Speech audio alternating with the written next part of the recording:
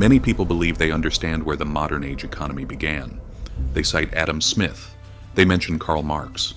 Some even go as far as Aristotle, but almost nobody talks about the warnings that came before all of them.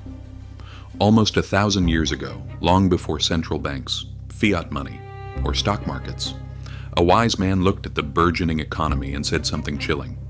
If money loses its moral foundation, civilizations collapse from within. And judging by the world we live in today, he understood it well enough to disturb our future. Welcome to the financial empire of history. Here, money, power, and collapse are never accidental. To understand Abu Hamid al-Ghazali, you must forget everything you imagined about the medieval world. The year is 1100. Europe is poor, fragmented, struggling to survive after centuries of decline. But elsewhere an empire is thriving. The Islamic world stretches from Andalusia in Spain to Persia. Its cities are rich, dense, and developed. Baghdad, Damascus, Cairo. These are not just cities. They are financial engines. Caravans carry silk, spices, silver, and textiles across continents. Markets teem with trade. Wealth flows faster than institutions can keep up. And for the first time, inequality is increasing on a massive scale. In the midst of this transformation, Ghazali emerges. He is not a merchant, he is not a ruler, but he is a thinker who understands something that most economists still struggle to accept. Money is not just a tool. It is a force that reshapes human behavior. Born in Persia in 1058, Ghazali rose rapidly among the intellectual elite. By his mid-30s, he held one of the most prestigious teaching positions in the Islamic world. But it was not his status that made him dangerous.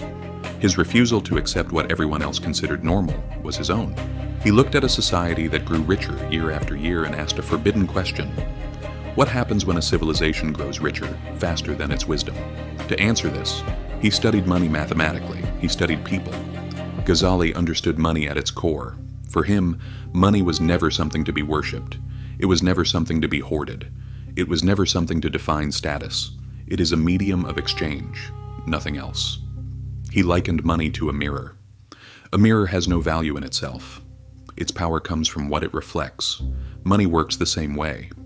Its value does not come from gold or silver, it comes from trust. And when that trust is broken, the system breaks with it. This led him to one of his most striking conclusions. Accumulated money is dead money. Wealth kept under lock and key does not strengthen a society, it suffocates it. When the circulation of money stops, workers cannot receive their wages, markets deteriorate. Where there is abundance, scarcity arises. Ghazali described this as freezing the blood flow of civilization. This single sentence can explain modern inequality better than thousands of economic graphs. But he went further. He warned that speculation destroys trust, merchants who manipulate prices, those who create artificial scarcity, those who profit from the crises they create. According to Ghazali, this was not intelligence. This was corruption. He who profits from the suffering of others profits from decay, he wrote, and decay spreads. Markets lose their integrity. Institutions decay. Societies fall apart. Sound familiar? But make no mistake, Ghazali was not anti-profit. He believed in the importance of trade. He believed that markets were natural. His enemy was dishonesty, incorrect weighings, hidden flaws, manipulated information. He understood something that modern systems often forget.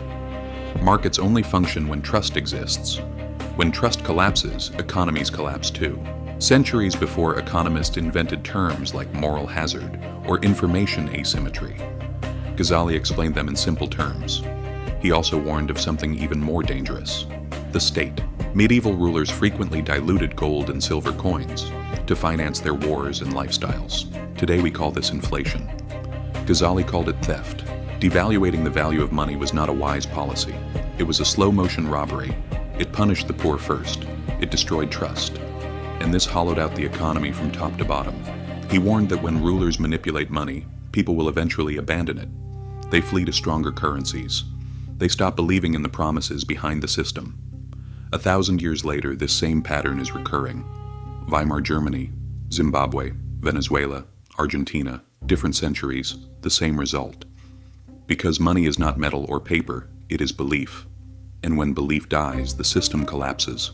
Ghazali understood something deeper than economics. He understood human nature. People hoard out of fear. They speculate out of greed. They cheat when they think everyone else is cheating. And when exploitation becomes normalized, collapse is no longer a possibility. It is a process that has already begun. Shaping behavior. You can't fix an economy without fixing the incentives, he argued. Laws are important, markets are important, but behind every transaction there is a human being acting on emotions, and a system that rewards greed rather than contribution consumes itself. His conclusion was brutally simple: a society can escape poverty. It cannot escape corruption. Economic collapse is not about the depletion of resources, it is about the collapse of trust, the invisible glue that holds every currency, contract, and institution together. And when that glue dissolves, even the richest empire becomes fragile. Look at today. Uncontrolled debt, speculative frenzy, growing inequality, institutional distrust. Technology has changed, the scale has changed, human behavior has not changed. Ghazali instantly recognized our world, and he would say exactly what he said 1,000 years ago. Where justice disappears, prosperity cannot remain. History does not repeat itself, but it punishes those who refuse to learn from it. If this has changed your perspective on money, power, and decline, subscribe. Because understanding history isn't an academic task, it's a matter of survival.